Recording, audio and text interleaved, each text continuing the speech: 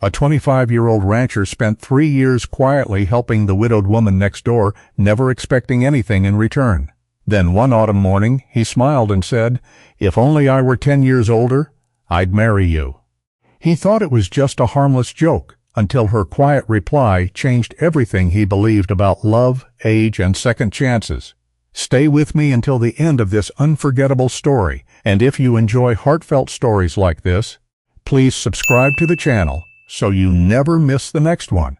Cold September sunlight spread across the quiet valley outside Durango, Colorado, while a gentle breeze carried the scent of pine through fields turning gold beneath the distant Rocky Mountains. In the autumn of 1884, 25-year-old Evan Miller lived alone on a modest ranch south of the Walker property. Standing just over 6 feet tall, Evan had broad shoulders shaped by years of lifting timber and tending cattle, dark brown hair that was usually tousled by the wind, a neatly trimmed beard that softened his square jaw, and calm blue eyes that revealed far more kindness than words ever could. The loss of both parents to a harsh winter fever when he was only 19 had taught him to value quiet actions over empty promises. Around town, people knew him as the young rancher who always finished his own work before offering to help someone else. Across the weathered fence lived Grace Walker, a 35-year-old widow whose life had changed forever 2 years earlier when her husband died after a wagon overturned on a steep mountain road during a spring storm. Grace was tall and graceful, with long chestnut hair usually tied into a simple braid, warm hazel eyes that still carried traces of old sorrow, fair skin lightly touched by the Colorado sun, and a calm voice that rarely rose above conversation. Grief had not made her bitter. Instead, it had made her quieter, more careful with her trust, and determined to keep her late husband's ranch alive with her own hands.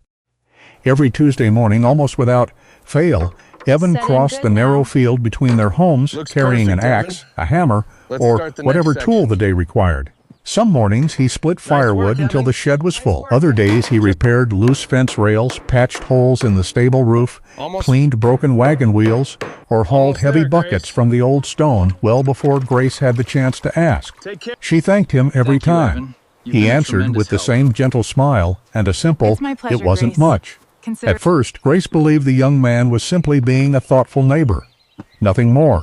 That explanation felt safe, and safe was something she desperately needed after losing the person she had loved most. Evan accepted that distance without complaint. Helping her had never been about earning gratitude. Somehow, seeing smoke rise steadily from her chimney each evening felt like enough. Neither of them noticed that the Tuesday visits had quietly become part of the rhythm of both their lives, as dependable as the sunrise over the Colorado hills. The following Tuesday arrived beneath another brilliant Colorado sky, the kind that made distant mountain peaks seem close enough to touch. The cottonwood leaves shimmered in the cool breeze, while the scent of ripe apples drifted across the neighboring fields. Grace Walker had been awake long before sunrise. The basket of freshly picked apples rested on her kitchen table, gathered from the old orchard her late husband had planted during the first year of their marriage. She peeled each apple slowly, her movements steady, yet her thoughts wandered somewhere she had not allowed them to go in years. Evan had crossed her field nearly every Tuesday for 2 years without expecting payment, praise, or conversation beyond what came naturally. She had thanked him countless times, yet gratitude suddenly felt too small for everything he had quietly carried alongside her. She decided to bake him an apple pie. The recipe belonged to her mother, passed from one generation to the next, simple enough that no written instructions had ever been necessary. As butter melted into the crust and cinnamon filled the kitchen, Grace caught herself smiling for the first time in longer than she could remember. The realization unsettled her. Happiness had once seemed like something that belonged to another lifetime. Outside, Evan was already replacing the weathered hinges on her front gate. He worked with the same patient concentration he gave every task, measuring twice before driving each nail. He had always believed that if something was worth repairing, it deserved to be repaired properly. That belief had become part of his character after losing his parents. Nothing precious, he often thought, should ever be neglected, simply because it was damaged. Grace stepped onto the porch carrying the warm pie wrapped inside a clean linen towel. "I thought you might skip breakfast again," she said gently. Evan looked up surprised. His blue eyes settled on the pie before returning to her face. "You really didn't have to. You've been telling me that for 2 years." He laughed quietly. "I suppose I have." He accepted the pie carefully, almost as though she had handed him something far more valuable than baked apples. The smell made him smile. "If you keep feeding me like this," he joked, "people will think I'm trying to earn a place here." Grace folded her arms, amused. "You already spend enough time here for them to think that." He rubbed the back of his neck, embarrassed. "I guess that's true." For a brief moment they simply stood together, listening to the wind moving through the trees. Then Evan spoke again, still smiling. "If I were 10 years older," he hesitated before shaking his head, "I'd probably ask you to marry me." He intended the words to disappear as soon as they were spoken. Instead, silence settled between them. Grace did not laugh. She lowered her eyes toward the porch floor, taking a slow breath before lifting them again. Her hazel eyes held none of the uncertainty he expected. 10 years wouldn't change anything," she said softly. Evan stared at her. He searched her expression for amusement, politeness, anything that would allow him to dismiss what she had said. There was none, only complete honesty. His heartbeat suddenly felt much louder than the autumn wind. Before he could answer, Grace placed one hand lightly against the porch railing. "I should check on the horses," she said, almost whispering. She walked toward the barn without looking back. Evan remained where he was, still holding the warm pie in both hands. The new gate stood perfectly balanced behind him, swinging open and closed without the slightest sound. Yet for the first time in years, it was not the gate that occupied his thoughts. It was the quiet certainty in Grace's voice. As he slowly crossed the field toward his own ranch that afternoon, one impossible question refused to leave him. What if she had never been joking at all? Nearly 2 weeks passed after the conversation on Grace's porch, yet the quiet between the neighboring ranches had changed in ways neither of them could ignore. Evan still came every Tuesday, but now he found himself thinking carefully before every sentence, afraid that one careless word might undo something precious that had quietly begun to grow. Grace noticed the hesitation immediately. She said nothing. Some things, she believed, needed room before they could become courage. The annual Harvest Festival arrived with lining the streets of Durango and families, filling the town square beneath strings of lanterns. Ranchers came to trade livestock, merchants displayed their newest goods, and nearly everyone attended the evening social held inside the community hall. It was there that Grace once again found herself at the center of conversation she had never asked for. Charles Bennett, 38 years old, owned the largest general store in town. He was a tall, well-dressed man with neatly combed sandy blonde hair, clean-shaven features, polished leather boots, and confident gray eyes that rarely revealed uncertainty. Years earlier, after surviving a devastating fire that destroyed his father's first business, Charles had rebuilt the family store through discipline and determination.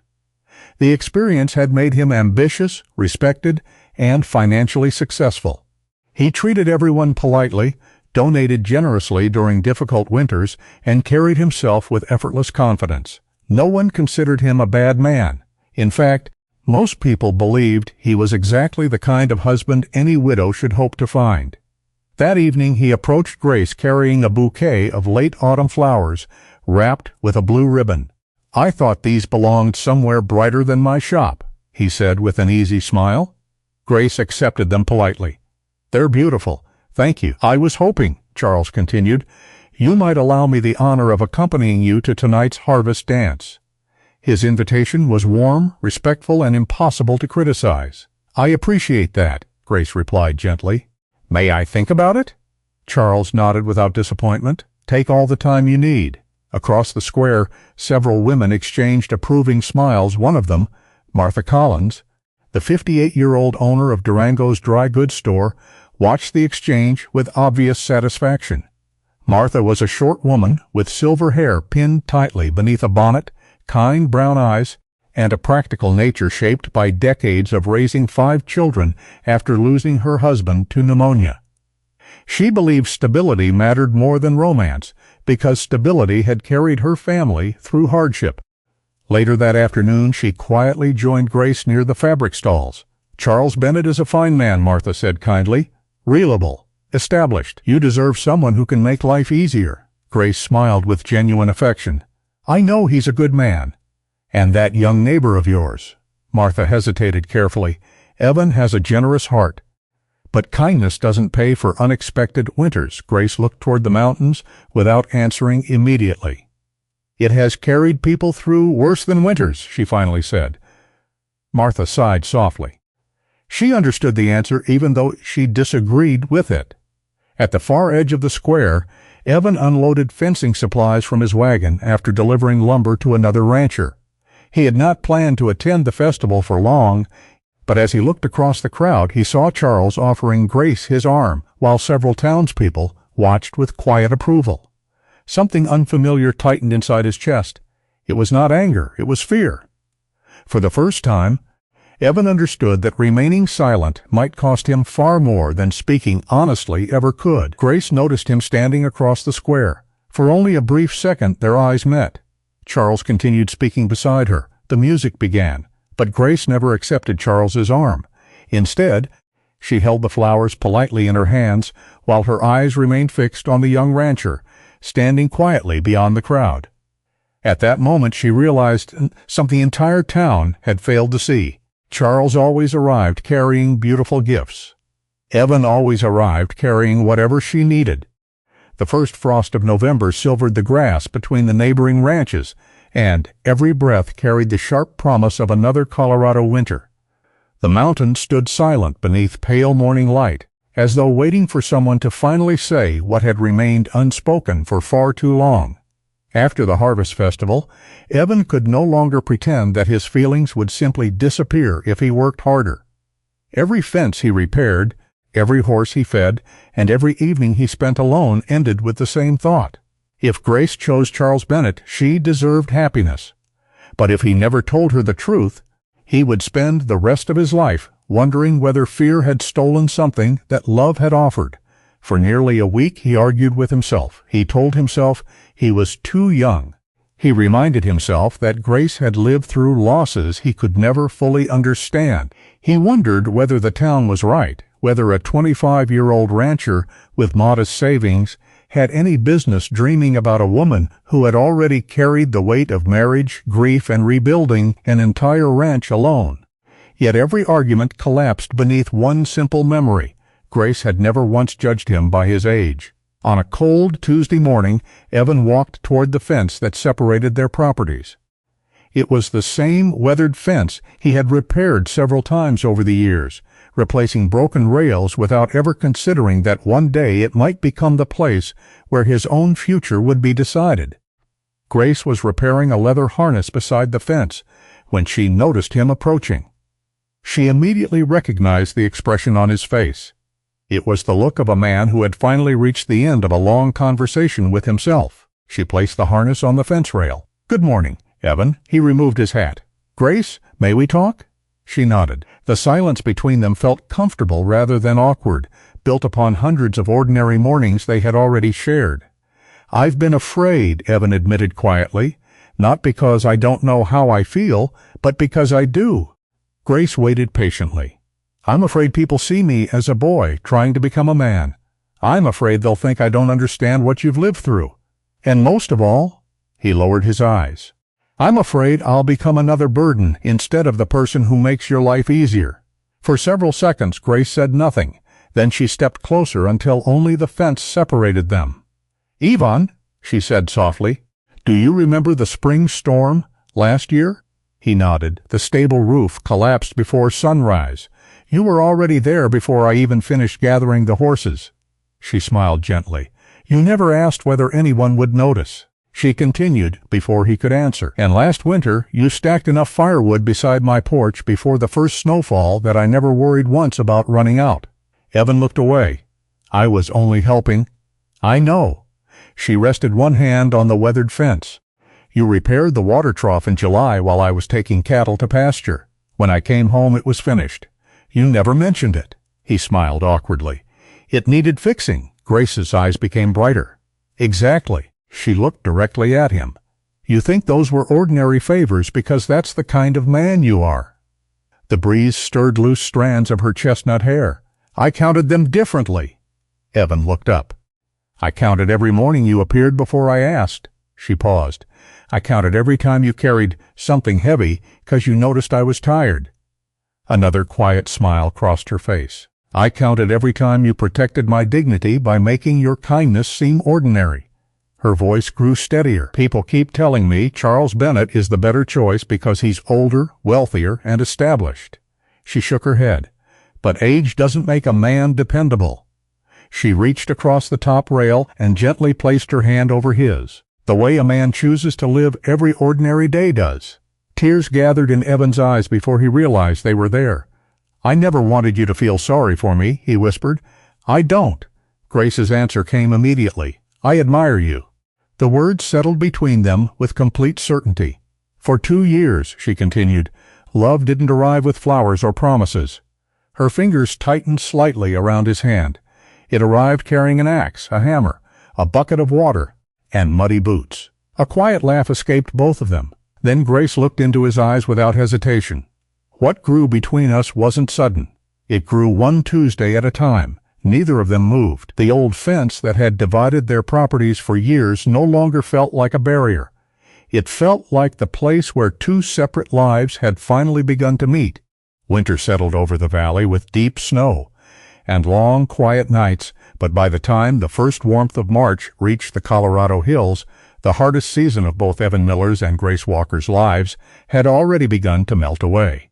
Only a few days after their conversation beside the old fence, Grace rode into Durango and asked Charles Bennett if they could speak privately outside his general store.